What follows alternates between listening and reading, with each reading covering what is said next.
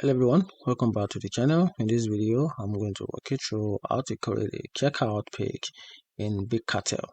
So creating a checkout page in Bigcartel is a straightforward process, and in this video, I'm going to give you a simple step-by-step guide to get started. So the first you have to do is to sign up on the Bigcartel website, or if you already have an account, just log into your account, then follow the prompt to set up your shop, then including adding your product settings, price, and customize your store appearance.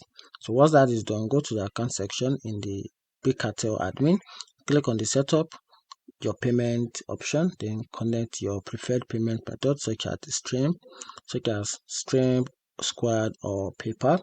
Then after that, if you have streamed enable, you can offer express checkout option like Apple Pay and Google Pay, which allow customers to complete their purchase quickly, and also customize your checkout settings to match your brand and ensure smooth customers experience.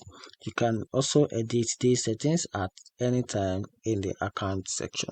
And that's a simple guide on how to create a checkout page in Bigcartel. If you find this video helpful, turn on the notification button, follow for more content like this. Thank you.